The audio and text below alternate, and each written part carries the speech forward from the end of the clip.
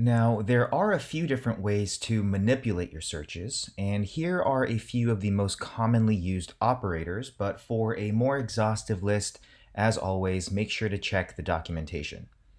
So a plus sign in front of a search term indicates that this particular term must be present in each document returned. And this makes the most sense when thinking about searching with two terms. For example, you search a table of restaurant reviews for the words vegan and patio, looking for vegan restaurants with patio seating. Supplying a plus sign in front of the word vegan will mean every document returned must have the word vegan in it, although it may or may not have the word patio. A minus sign in front of a search term means that the term must not be present in any of the documents returned. For example, if we have a table of products with an index on the product description, we can search for the term pets and the term food with a minus sign on the word food, which would result in all pet products not relating to pet food.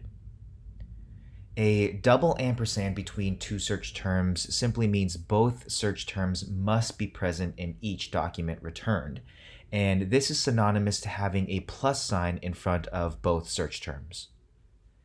A tilde symbol at the end of a search term results in a fuzzy search, and fuzzy searches simply match terms with similar spelling. For example, a fuzzy search on the term glass would return matches with the word grass or class. Wildcards are supported in SingleStore. Both single and multiple wildcard searches are supported. Single character wildcards use a question mark, and as the name would suggest, any single character can take the place of the question mark in order to be matched. Multiple character wildcards use a star, and that star can be replaced with 0 or more characters. And the last tidbit to cover here are what are known as stopwords. And stopwords are simply a collection of very common words that are ignored and not stored in the index dictionary, just simply due to extremely high frequency.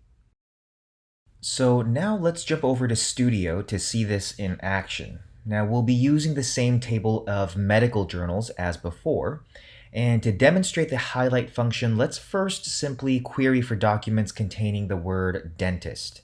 And we see two documents are returned. But instead of selecting all, if we were to select the highlight function itself, like so, the text fragments containing the term dentist are returned. So we can see in this document there was one instance of the word dentist beginning at offset 11,508. And in this document, we can see the word dentist appear several times, once at 13,516 and another at 13,705, and so on. Now, one thing to note here is that we are searching for the exact word dentist. So when we search for dentists, we see that there are 12 documents, and when we search for dentistry, there are 79. So if we wanted to collect all documents pertaining to the field of dentistry, we could simply use the star wildcard, which is the multiple character wildcard, and here we see that we collect 91 documents. And to showcase some modifiers, let's first search for the term optometry. Now, of the 40 rows returned, let's say we wanted to exclude all documents with the word contacts. Simply supply the search term with a leading minus sign, and now we see that only 28 documents are returned, meaning the excluded 12 of the original 40 had the word contacts in them. And lastly, to really showcase how a full text index can improve performance, let's compare the results with the like operator.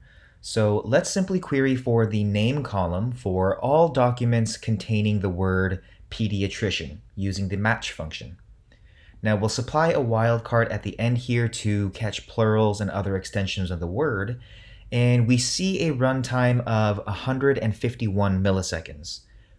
Now, if we were to run a similar query using the like operator, we see the runtime increase to 571 milliseconds. And just to verify, if we run the query against the full text index again, we see a runtime of 149, nearly 4 times as efficient. So with all of that said, let's jump into a lab and practice these functions and search operators.